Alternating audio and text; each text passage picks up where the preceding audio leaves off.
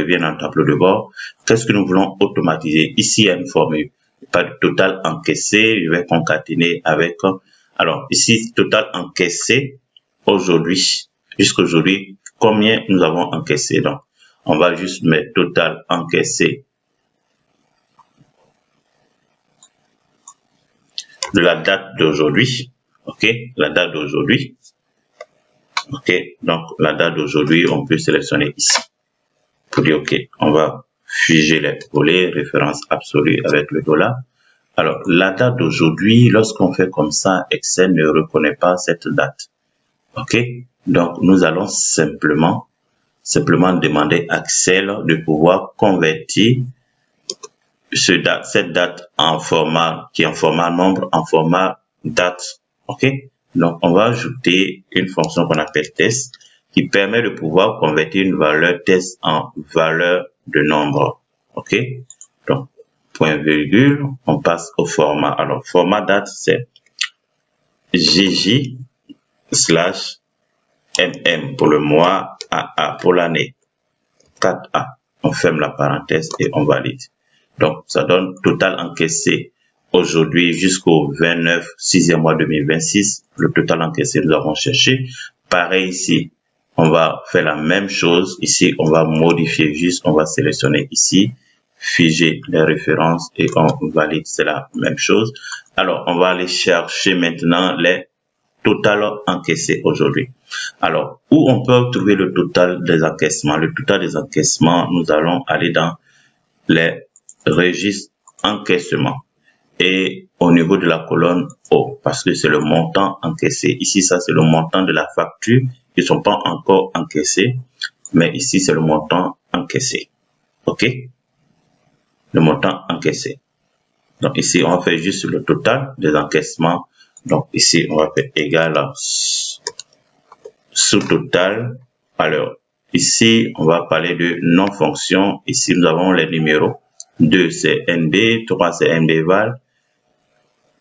9, c'est somme. Donc, ici, nous voulons faire le total, la somme. Donc, on va prendre le code 9, point virgule. On va sélectionner toute la plage ici. On pointe le curseur au niveau du total. Sélectionne tout. On valide. Et on va étirer la formule sur tout. Et là, on n'a pas besoin du total. Ici, on n'a pas besoin du total par rapport au total encaissement. On aura besoin. Solde, on aura besoin. Observation, non, c'est pas intéressant pour nous. Donc, on va chercher au niveau du total encaissement d'aujourd'hui. On va chercher sur la colonne O, montant encaissé. Donc, on revient dans le tableau de bord. On va dire égal.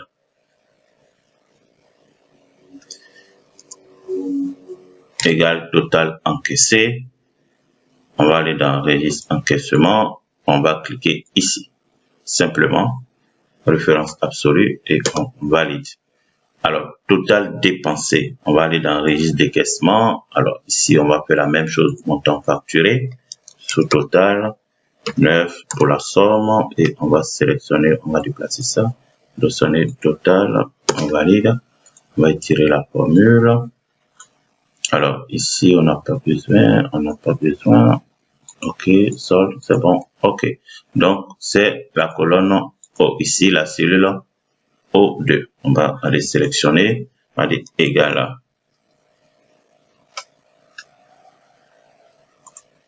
Ici, montant payé, référence absolue, on valide.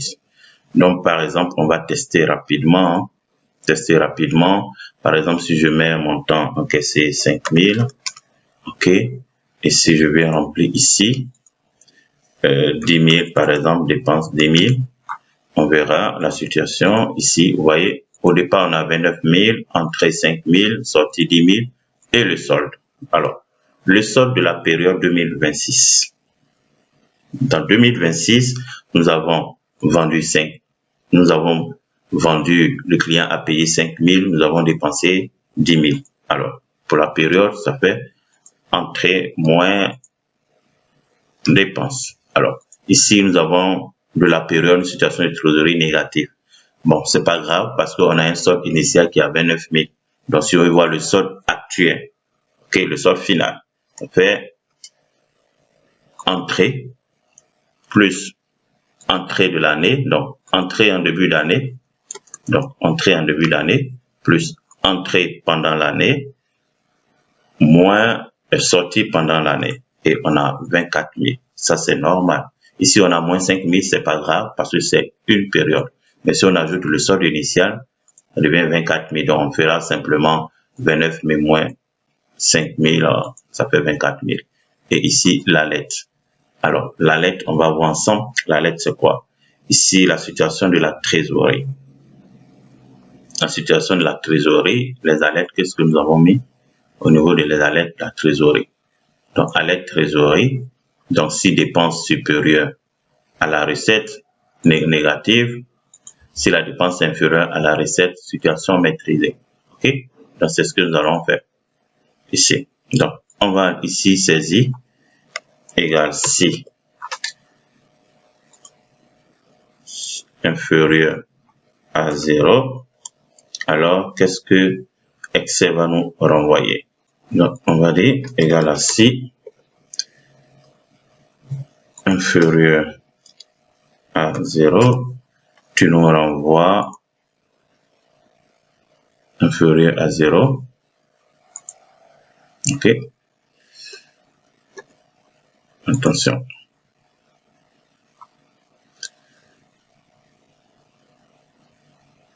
Donc, j'ai mal sélectionné. Tu nous renvoies ce message. On va figer. Dans le cas contraire, tu nous renvoies ce message.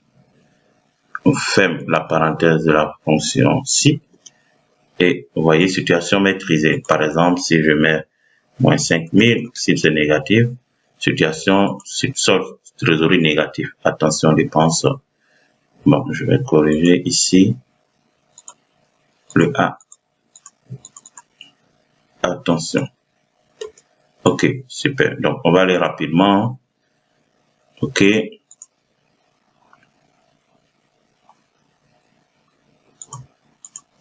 Donc, ici, ajouter. Attention. OK. Tout on va laisser comme ça. Alors, ce que on va pas l'agrandir, on va renvoyer à la ligne. Ça serait mieux comme ça. OK, super. Si je mets moins 500, moins 5000 par exemple, vous voyez. Attention, donc ici, on peut mettre une couleur, une mise en forme conditionnelle, donc qui va signaler en rouge lorsque c'est situation trésorerie négative. Donc, on va dire cette cellule, si c'est